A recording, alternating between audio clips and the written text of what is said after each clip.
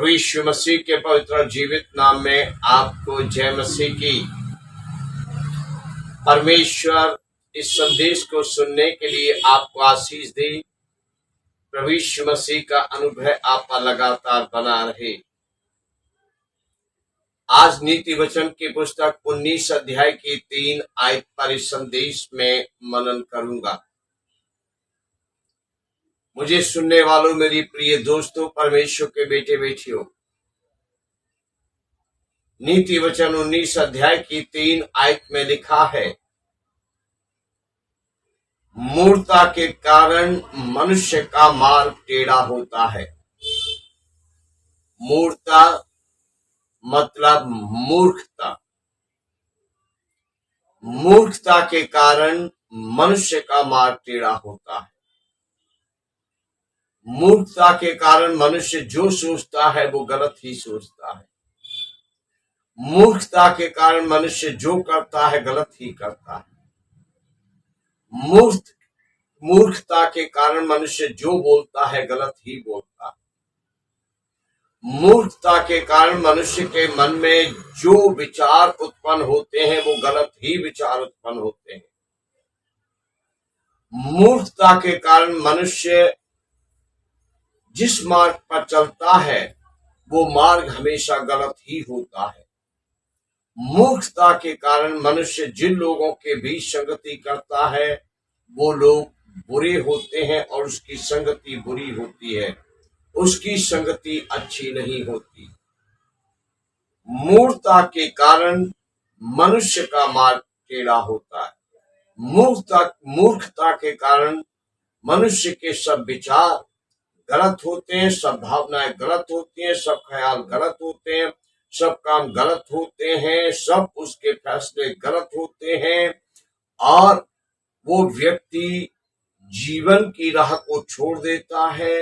वो व्यक्ति सत्य मार्ग को छोड़ देता है। वो व्यक्ति अच्छे लोगों की संगति को छोड़ देता है।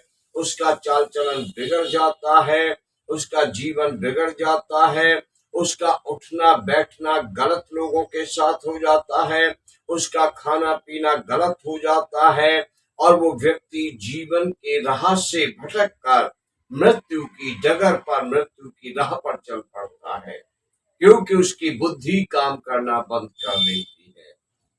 लिखा है, वह मन ही मन यहोवा से चिढ़ने लगता है। जब आदमी बुद्धि से काम नहीं लेता, जब आदमी की बुद्धि काम करना बंद कर देती है तो आदमी परमेश्वर से अपने मन ही मन चिढ़ने लगता है, परमेश्वर की विधियों से, नियमों से चिढ़ने लगता है, परमेश्वर की शिक्षाओं से चिढ़ने लगता है, परमेश्वर के नाम से वो चिढ़ने लगता है, परमेश्वर के वचन सिखाने वाले परमेश्वर के सेवक सेविकाओं से चिढ़ने लगता है।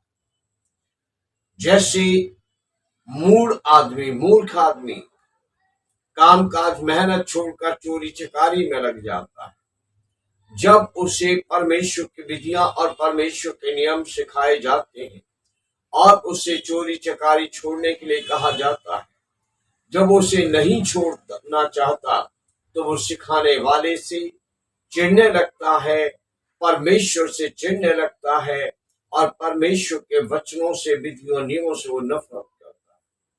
जब किसी पुरुष स्त्री को जो व्यभिचार में फंसा हुआ है, व्यभिचार में फंसी हुई है, उसे शिक्षा दी जाती है कि परमेश्वर का वचन ये कहता है कि ये गलत है, तो वो परमेश्वर से अपने मन ही मन चिढ़ने लगता है, परमेश्वर के वचनों से नफरत करने लगता है और परमेश्वर के वचन सिखाने वाले से नफरत करने लगता है।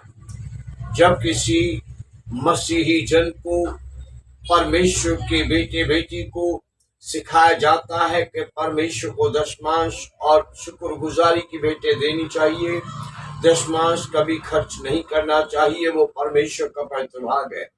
जो लालची हो गया है, जिसको ना देने और चुराने की आदत पड़ गई है, वो ये वचन सुनकर मन ही मन परमेश्वर से चिढ़ने लगता है, परमेश्वर के विधियों नियमों से नफरत करने लगता है, परमेश्वर के विधियां और नियम सिखाने वाले से नफरत करने लगता है। जिस व्यक्ति को भटकने की, दारू के ठेके पर जाने की, ज्वारियों के अड्डे पर जाने की और मुफ्त की रोटी तोड़कर खाकर सोने की आदत पड़ गई है, उस व्यक्ति को अगर कहें कि कोई कामकाज देखिए, अगर उस व्यक्ति को कहें कि इतवार को संगति करने, वचन सुनने, प्रार्थना करने गिरजा घर जाया कीजिए, तो वो व्यक्ति परमेश्वर से मन ही मन उड़ने लगता और नफरत करने लगता है।